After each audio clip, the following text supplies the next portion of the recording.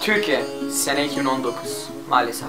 İstanbul Havalimanı'nda çalışan İbrahim intihar etmiş ve son yazısında Kürt olduğumuzdan dolayı hep dışlandık. Umarım bu yaptığım şeyle her şey değişir. Ne mutlu Kürt'üm ve Türk'üm diyebilene. Instagram'da bana ulaşıyorlar. Diyorlar ki katıldık. Dedi ki Kürtçe şarkı ulaştığım zaman vallahi billahi yüz ifadeleri değişti. Bir de bana dediler ki hani seni kabul etmedik. Evet, Özses Türkiye'de maalesef 2019'dayız ve programda hala dilimiz yasak. Şarkı Kürtçe dili hala yasak.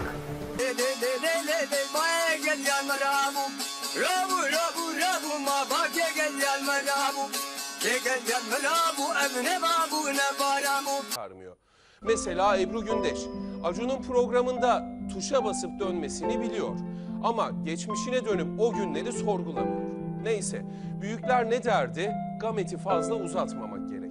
Herkes kendi kara lekesiyle yaşasın. El sanatları, El sanatları, nakış, tel kırma, aerobik kursiyeciye. Heye koydu diye Kürtçe oldu bu şimdi, tamam.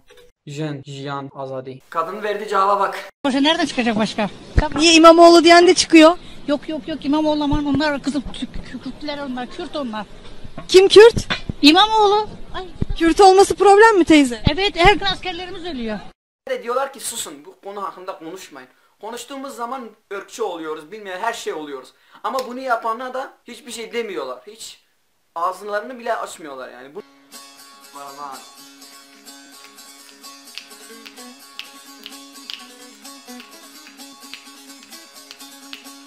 Sakarya'da bir adam tek Kürt olduğu için, şarkıda Kürtçe konuştuğu için bir adam onun yanına geliyor, soruyor Kürt müsün ya da Suriyeli misin? Adam diyor ki ben Kürdüm, çocuğuyla beraber yürüyor sokakta. Diyor ki ben Kürdüm, şu damancayı çıkarıyor öteki adam ve sıkıyor. Diyor ki zaten sizleri hiç sevmiyorum.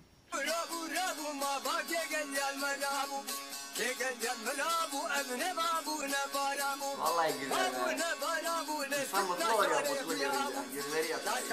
Bir Kürt siyaset yapamaz. Siyaset yaptığı zaman teröristtir. Bir Kürt bir sıkıntı hakkında konuşamaz. Konuştuğu zaman teröristtir.